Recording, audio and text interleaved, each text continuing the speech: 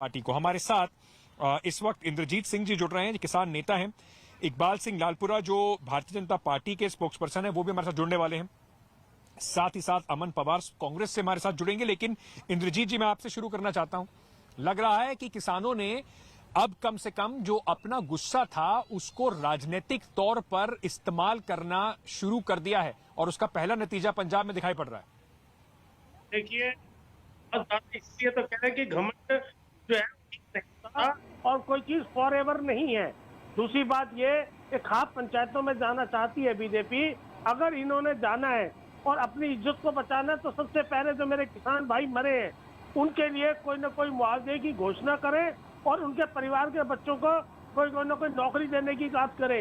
उसके बाद कहीं अपना मुंह लेके खाप पंचायतों में या जो भी गांव में जाके पंचायत करना चाहते हैं, कम से कम ऐसा माहौल तो बनाए कि आपको जाके वहाँ पानी भी को पूछ सके।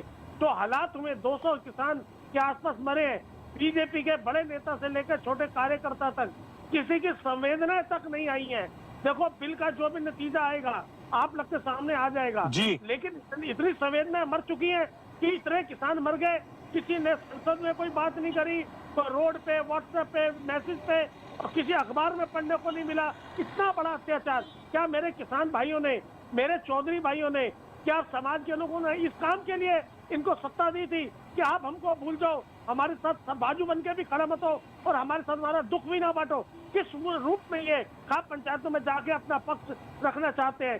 एक तरफ प्रधानमंत्री जी ये कहा कि मैं एक फोन पर इंद्रजीत जी, एक बात बताइए, जो आरोप अब किसानों पे लग रहा है, आरोप ये लग रहा है कि जाटों की जो राजनीति है, जाटों की राजनीति करना चाहते हैं, उसको लेकर किसान नेता अपनी राजनीतिक रोटियां सेक रहे हैं किसान आंदोलन की आड़ में, चाहे वो हरियाणा हो चाहे पश्चिमी उत्तर प्रदेश हो। ऐसा कर रहे हैं क्या किसान नेता? देखिए, ये अपनी गलती को स्वीकार ना करते हुए दूसरे पे दोष मंड रहे हैं। किसान, मैं जिस पार्टी से आता हूँ, किसान कोई एक जाति नहीं है, 36 जाति के लोग किसानी करते हैं और किसान पूरी दुनिया में पूरे गाजियाबाद से लेकर और कन्याकुमारी तक किसान कोई भी है उसकी एक ही बिरादरी है, अन्नदाता। वो अपने साथ अपने बच्चों के साथ सबसे पहले आपको और हमारा पालन पोषण करता है। वो सरहद पे खड़े हुए मेरे जवान। इंद्रजीत जी, एक मिनट रुक जाइए मेरे साथ। अमन की हर समस्या हल करने के लिए तैयार हैं, उसका हर डर और हर शक दूर करने के लिए तैयार हैं। सर, 80 दिन से दिल्ली के बॉर्डर्स पर प्रदर्शन चल रहा है, उससे पहले 3 महीने से पंजाब में प्रदर्शन चल रहा है। कितना समय चाहिए आपको किसानों की समस्या हल करने के लिए? अपनी बात अभी तक आप पहुंचा नहीं पा रहे किसानों तक। इंद्रजीत जी, आपने सुना इकबाल सिंह जी को, क्या आपको लगता है कि ये जो पूरा जो रिजल्ट आया है ये किसानों का गुस्सा दर्शाता है या फिर ये राजनीतिक लामबंदी की वजह से हुआ, जैसा उनको लगता है? उनको तो लगता है किसान अभी भी उनके साथ है। नहीं, मुझे तो सबसे पहले लालपुरा साहब मेरे बुजुर्ग हैं, मेरे को बड़ा दुख हो रहा है। आप क्या लालपुरा साहब मुझे एक ट्विटर, कोई फेसबुक, व्हाट्सएप का एक मैसेज दिखा दे कि इनके किसानों के बच्चों के, इनके भी परिवारों की तरह बच्चे थे जिन्होंने अपनी जान गंवाई है, कुछ इनके उम्र के साथ के होंगे, क्या इन्होंने कहीं संवेदना प्रकट किसी जगह करी है? और ये तो खाली इनको ट्रेलर दिखाया गया है। जिस तरीके से आप कह रहे हो एक फोन कॉल दूर है, हम 11 संशोधन कर देंगे, हम 18 महीने इसको सस्पेंड कर देते हैं, फिर दूसरी तरफ कह रहे हो नहीं हम घर घर जाएंगे, बताएंगे ये बिल बहुत बढ़िया है। तो आपकी कौन सी बात पे ये किसान, वो देश का किसान, वो देश का अन्नदाता विश्वास किस बात पे करे? ये बड़ा भ्रमित है, कंफ्यूजन है। प्रधानमंत्री ये कह रहे हैं कि कानून के अमन पवार, क्या कांग्रेस पार्टी को अब इस बात का यकीन हो गया है कि जो हार जाता है वो बाकी व्यवस्था के ऊपर सवाल उठाने शुरू कर देता है? पर इंद्रजीत जी, क्या कांग्रेस को इस बात की खुशी ज्यादा मनानी चाहिए क्या? ये कांग्रेस के सकारात्मक, जिस तरीके से अमन बता रहे थे कि जिस तरीके से कांग्रेस किसानों के साथ खड़ी है, उसका लिए वोट है या बीजेपी के खिलाफ वोट है?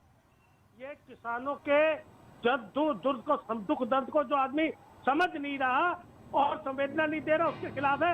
लालपुरा साहब मेरे बुजुर्ग हैं, मैं इनसे पूछना चाहता हूँ, क्या 100 रुपए लीटर डीजल बेच के आप किसान की आमदन को डबल करना चाह रहे हो? क्यों भ्रमित कर रहे हो उस देश को? आप भी जमीन से जुड़े हुए पुराने किसान हो, बुजुर्ग हो, मैं आपका सम्मान करता हूँ, लेकिन आप कह रहे हो आज दुगनी कर देंगे। वो ऐसा फार्मूला, वो ऐसी जादू की छड़ी तो दिखाओ। कौन सी ऐसी जादू की छड़ी दिखाओगे? आपने यूपी में ट्यूबवेलों पे बिजली के मीटर लगा दिए। आप किस तरीके से आय बढ़ाना चाहते हो?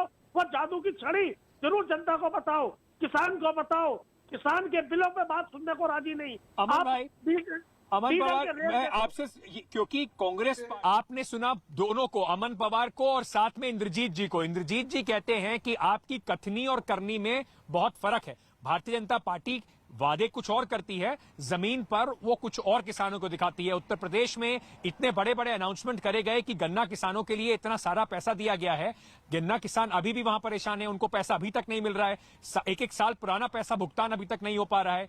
तो कैसे किसान यकीन कर ले बीजेपी पर?